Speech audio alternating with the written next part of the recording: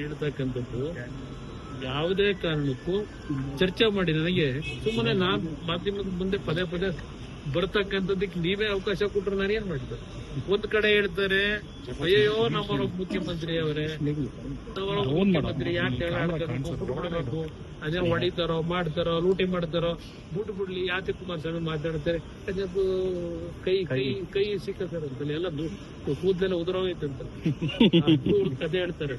ಅಕ್ಬರ್ ಬೀರ್ಬಲ್ ಕತೆ ಇದು. ಅದೆಲ್ಲ ಬಿಟ್ಟು ಕೆಲಸ ಏನ್ ಮಾಡ್ಬೇಕು ಮಾಡಿ. ನಾನು ಮೊನ್ನೆನೂ ಹೇಳಿದ್ದೀನಿ, ಒಳ್ಳೆ ಕೆಲಸ ಮಾಡಿದ್ರೆ ಅಭಿನಂದನೆ, ಲೂಟಿ ಹೊಡೆಯೋ ಕೆಲಸ ಮಾಡಿದ್ರೆ ನಾನು ಬಾಯಿ ಮುಚ್ಕೊಂಡಿರ್ಬೇಕಾ? ನಾನು ನಾಡಿನ ಜನತೆಗೆ ಹೇಳ್ತೀನಿ, ಅದು ಜಾತಿಯಲ್ಲಿ ಹೇಳಲ್ಲ, ನಾನು ಒಕ್ಕಲಿಗರು ಇನ್ನೊಂದು ಅಂತ ಹೇಳಲ್ಲ. ಈಗೇನೋ ಶುರು ಮಾಡೋರಲ್ಲ, ಅದೆಂತದ್ದು ಅದು ಇವ್ರದೆಲ್ಲ ನಾಟಕ. ನಾನು ಎಂದೂ ಸಹ ಜಾತಿ ಹೆಸರನ್ನ ರಾಜಕಾರಣ ಮಾಡಿಲ್ಲ. ನಾನು ರಾಜಕೀಯಕ್ಕೆ ಬಂದ ದಿವಸದಿಂದ ನಾನು ಮನೆ ಹತ್ರ ಬರ್ತಕ್ಕಂಥವ್ರು ಯಾವ ಜಾತಿ ಅಂತ ಕೇಳಲ್ಲ. ಅವ್ರ ಕಷ್ಟ ಸುಖಗಳು ಈ ಸರ್ಕಾರ ಮಾಡದೇ ಇದ್ರು ಅವ್ರ ಸಂಕಷ್ಟಕ್ಕೆ ಇವತ್ತು ಸಹಾಯ ಮಾಡಿರ್ತಕ್ಕಂಥವ್ ನಾನು ಎಂದೂ ಸಹ ಜಾತಿ ರಾಜಕೀಯ ಮಾಡಿದವನಲ್ಲ.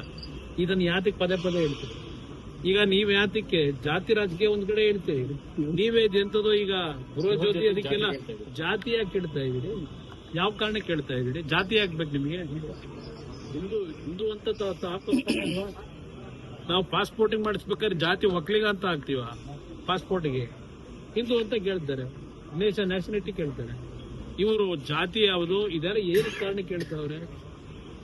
ಅನ್ಕೋಸ್ಕರ ಮಾಡ್ತಾವ್ರಲ್ಲ ಅಲ್ಲಿ. ನೆಕ್ಸ್ಟ್ 28ಗೆ ಹೆಂಗ್ ಹೊಡಿಬೇಕು ಅಂತ ಹೇಳಿ ರಾಜ್ಯ ಅದಕ್ಕೆ ಮಾಡೋದಕ್ಕೆ ಬೆಲೆ ಕೇಳ್ತಾವ್ರ. ಜನ ಅರ್ಥ ಮಾಡ್ಕೊಳ್ಳಿ, ಇವರಂತ ಬೋಗಸ್ಸು ಇನ್ನೊಬ್ರು ಸಿಗಕ್ ಸಾಧ್ಯ. ಈಗ ಅದೆಂತದೋ ಮತ್ತೆ KSRTC ಬೆಲೆ ಜಾಸ್ತಿ ಮಾಡ್ತಾರೆ, ಟಿಕೆಟ್ ಬೆಲೆ ಈಗೆಲ್ಲ ಇಳಿತದಲ್ಲ. ಇನ್ನೊಂದು ವಾರ ಈಗಾಗಲೇ ಎಲ್ಲ ಇದು LPG ದರ ಇಳಿಸಿದ್ರು. ಈಗ ಪೆಟ್ರೋಲ್ದು ದರ ಇಳಿತದೆ. ಇದಕ್ಕೆ ನೀವು ಇಳಿಸ್ಬೇಕು ಏರಿಸ್ಬೇಕು? ಅದು ಚರ್ಚೆ ಮಾಡೋಣ ಬನ್ನಿ.